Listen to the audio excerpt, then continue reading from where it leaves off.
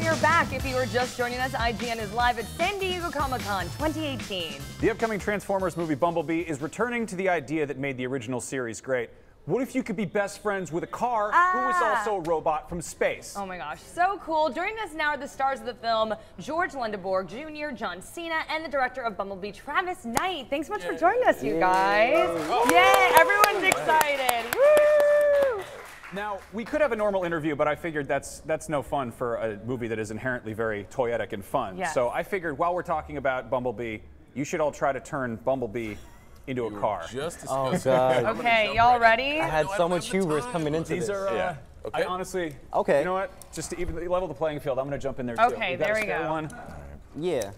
So, okay. Fire away. So, okay, this is the first Transformers movie that's not directed by Michael Bay. Who's gonna win? That's right. And it's not going to be me. It's Yeah, you guys are already struggling. broke it. Oh no, Already he broke broke it. it. Wow, okay. Oh, Manly Max fingers just of broke mine. his too, I think. I think they're supposed to come apart like that. Oh, okay. Okay, so the interview is going swimmingly so far. Yeah, okay. This is, what are we calling this? Are we calling this a prequel, a reboot? Is there an official answer to that? That's a good question. I don't know. I think that's more for our marketing team. I mean, for me, it's really just about trying to tell, a rich and compelling story about this character. I grew up, I was a child of the 80s, so I grew up, watching the Transformers cartoon, playing with the toys. Not that you could tell, but this Did you? monstrosity that I got here. They've gotten very complicated. But, and loving the animated series, reading the comic books, and so the opportunity to tell a story about these characters that I grew up loving, it was really exciting. And so the have you given that up? sort of happens in the trailer, actually. So, so I think that what we tried to do is to capture the spirit of those great Transformers stories from the 80s, and I think in large measure we succeeded. John and George, can you guys talk about your first Transformers experience, like when you started to see it and we're like, this is cool. You were saying you watched Armada, right? Yeah, Armada. Okay. That was the one that was on when I was of age. That and obviously when the original Transformers came out, I was I think like 10 years old. So all the big explosions and stuff really got me into all these big alien robots. Okay. And now I'm just excited to be a part of the actual all thing. The thing that, I grew up watching. I'm with this guy. Yeah, It's tight. that's super cool. What about you, John? For me, it was more like I was a kid when Transformers came out.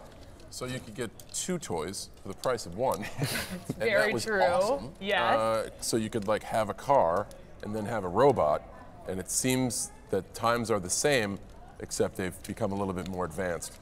And John, I think you're about to totally win winning. this competition this here.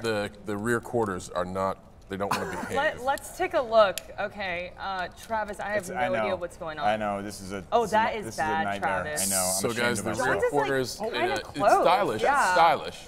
It's like George aerodynamically is kind of struggle stylish. bussing too. Max is close. I'm not gonna make it. I don't know. I'm just going to do car that accident. so I don't show the dented door side. Okay. Our producer says John wins. Sorry, boys. What? Yeah. I don't think it's about not winning. even- I think it's about like defining it as okay. something. Yeah, I totally won. Approach your We all strategy. Yeah, just participated. throw Yes, it. we did. Just in its We're all here. pieces. Yeah. Good enough. That was Yeah. fun. So Travis, talk to me a little bit about why the story is so emotional. Like I watched the trailer, and for some reason, like when I saw like Bumblebee in the corner, and then I saw Charlie in the corner, I don't know why I started to like get emotional. Like, is that weird? It's not weird. It means Yeah. the film is having the desired effect. I was like, was it nostalgia? I'm like, why am I feeling like so bad for this like Transformer alien thing? Like, what do you think it is?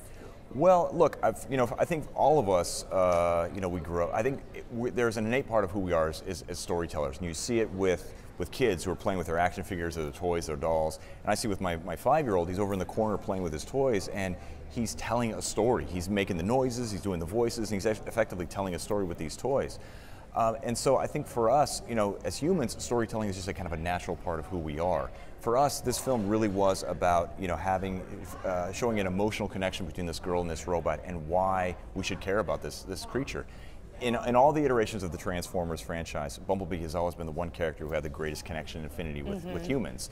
And this film explores why. And I think that emotional core, being able to, attach our feelings and emotions to something that actually isn't real, this was generated in a computer, I think that's a testament to all the craftsmen, all the artists and the actors in the film to really make these emotions come to life.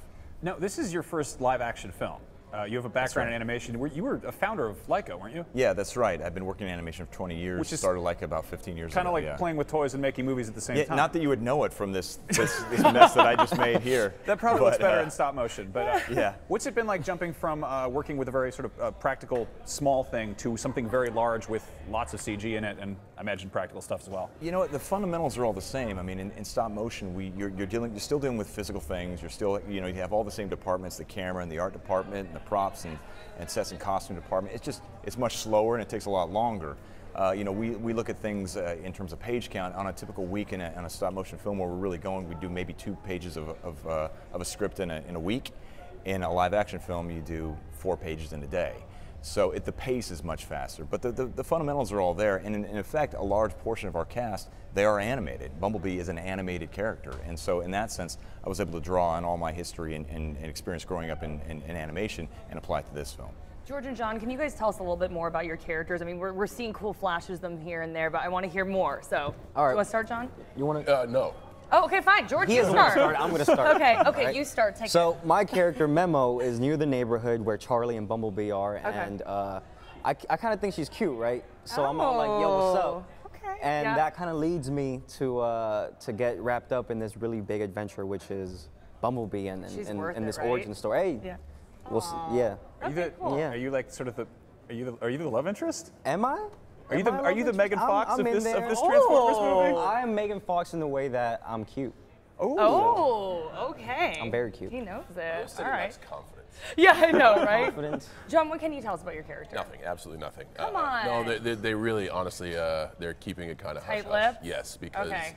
So you just look cool? Yeah, Is that good? I don't even really look cool. Okay. So I'm just kind of there, and many more questions will be answered probably when we debut the giant chunk of footage. Yeah, today. Yeah. So keep your eye out for that. Maybe 8 after minutes, that, right? I'll sign a new release that says I now can talk about XYZ. Okay. So no But more until then, character there are talking people with sharp objects that are like, yeah. Okay. Say a word. None of that. Then. So aside from Bumblebee, do you guys have a favorite Transformer? Yes. Putting aside the biggies, the Megatrons, the Starscreams, the Optimus Primes, the Bumblebees. Okay. For me, on the Autobot side, I loved Wheeljack. Other than Bumblebee, he was the first character that we saw in the animated series. I just thought he was really cool. I loved his design. And then on the Decepticon side, I loved all the waves: Soundwave, Shockwave. Soundwave was the best though, because it was like multiple Transformers in one. He was a radio, and he ejected the little cassette, and it came out and turned into something else. And I thought that was awesome. That is really cool. Yeah. You got any? I'm a good guy by nature. I'm an Optimus Prime guy. I feel that. I liked Hot Shot. Now you guys remember Hot Shot? He's kind of like Bumblebee, but he in the Armada cartoon, he was very hot-headed and very just kind of would go into big situations without really thinking it through. I thought it was kind of cool. Good answers. Yeah, I love it too. I feel like, growing up with Transformers, it sneaks up on you that it becomes a multi-generational thing, and suddenly it's like, oh, it's like, who was president when you were born? It's like, all right, which generation of Transformers do you appeal to? Very cool. All right, Bumblebee Thanks so much, rolls you guys. into theaters December 21st. Sorry about that. The fantastically weird animated show, The Venture Brothers, is making its long-awaited return very soon, and we are chatting with the creators. That's coming up shortly, but first we're taking a really quick break, so don't go too far.